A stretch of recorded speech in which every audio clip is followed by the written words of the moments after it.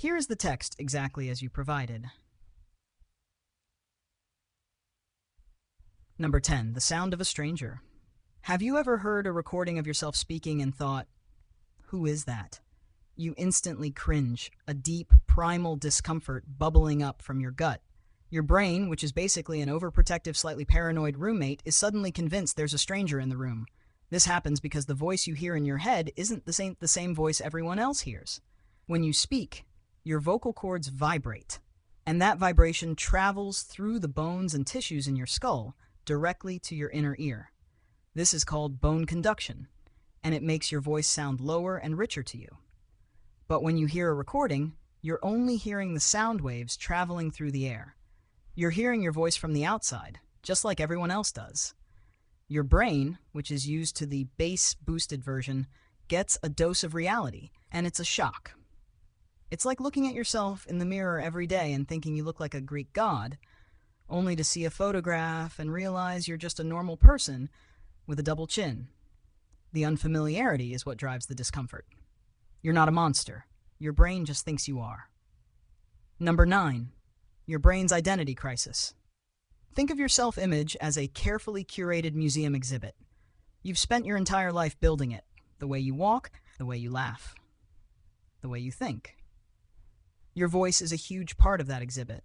It's how you express your personality, your mood, your intelligence. It's a key component of your identity. When you hear a recording of yourself, your brain's carefully constructed museum is suddenly invaded by a new exhibit, one you didn't create. The voice you hear is higher, thinner, and lacks the emotional depth and nuance you thought you were projecting. Your brain goes into full-blown panic mode. It's a classic cognitive dissonance situation. The voice you believe is you doesn't match the voice you're hearing, and that contradiction is deeply unsettling.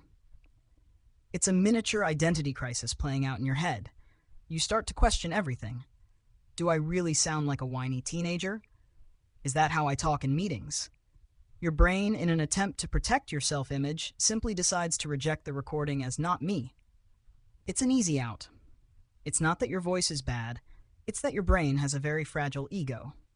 Number 8. The auditory uncanny valley. You're probably familiar with the uncanny valley in robotics or animation, where something looks almost human, but not quite, and it triggers a deep sense of revulsion. Your own voice on a recording is an auditory version of this phenomenon.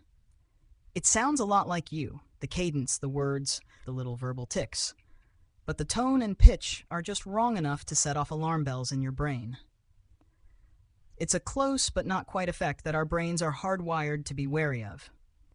Your brain is hearing a sound that is technically you, but it's missing a key component, that low-frequency bone conduction.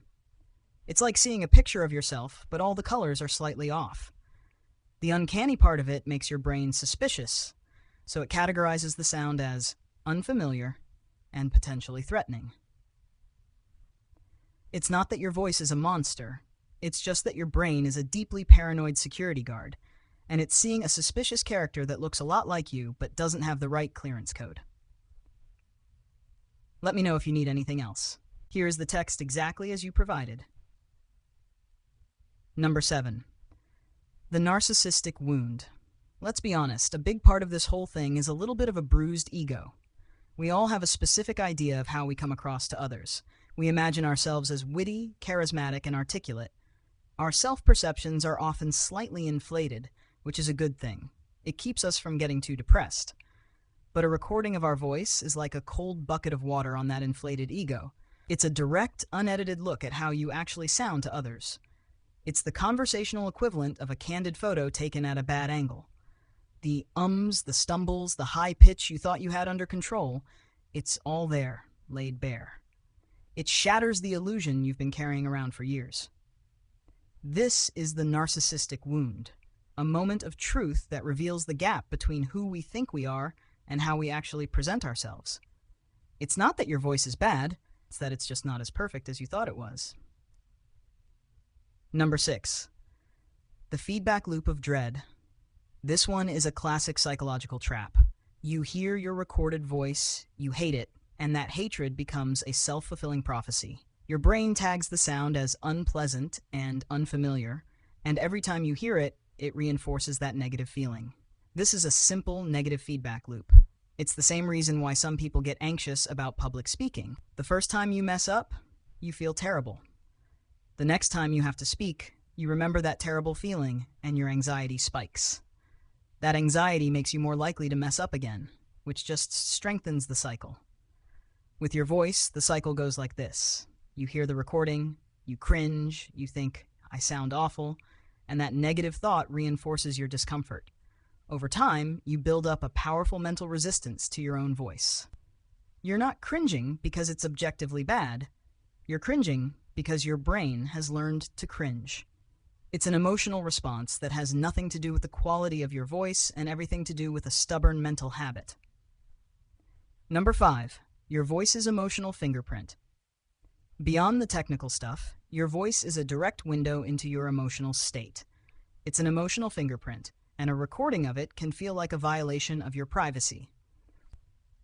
When you're speaking, you're not just conveying words, you're conveying emotion, tone, and subtext. Your voice is a reflection of your personality, your mood, and your subconscious state.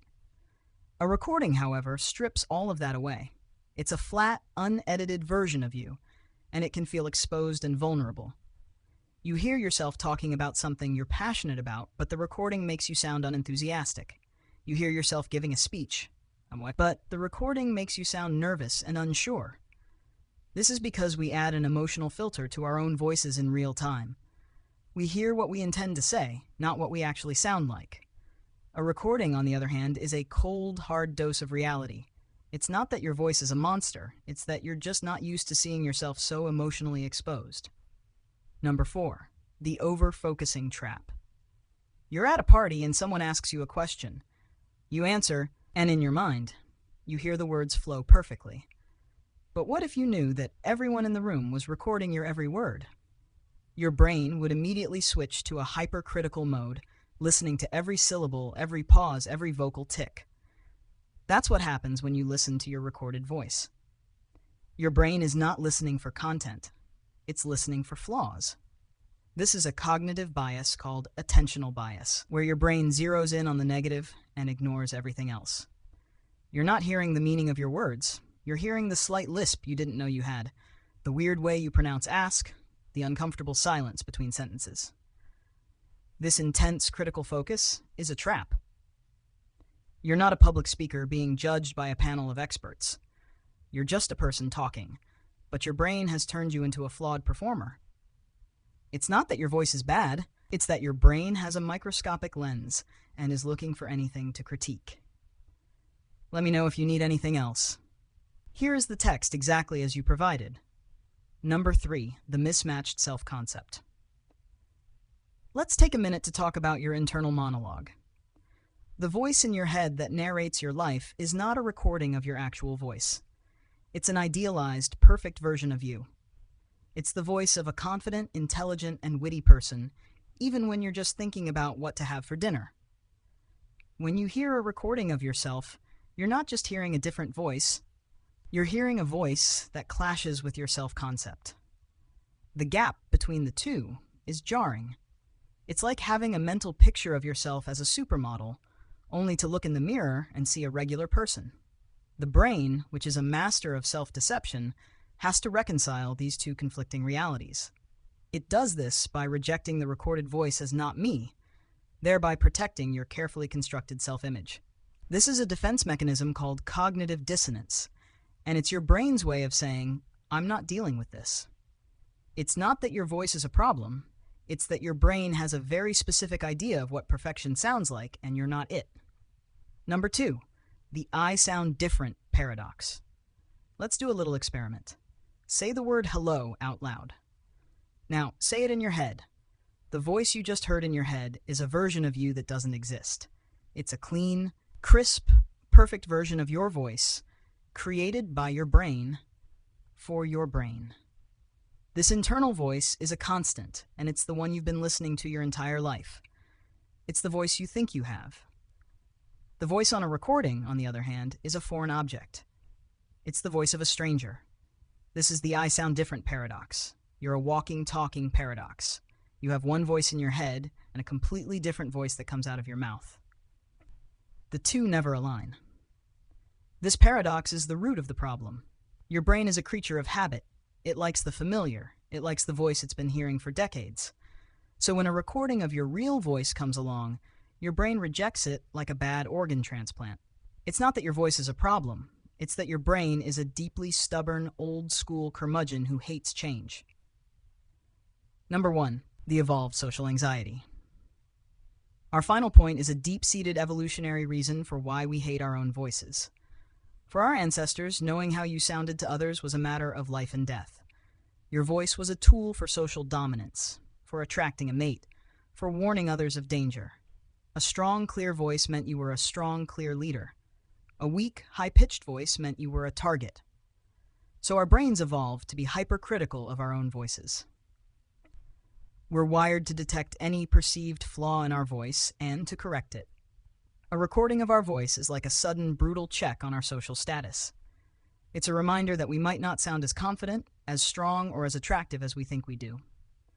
This triggers a deep-seated social anxiety that's been in our DNA for thousands of years. It's not a conscious fear, it's a primal one. It's the fear of being ostracized, of being left behind, of being a social outcast. It's not that your voice is a problem, it's that your brain is a deeply insecure socialite from the Stone Age. Let me know if you need anything else.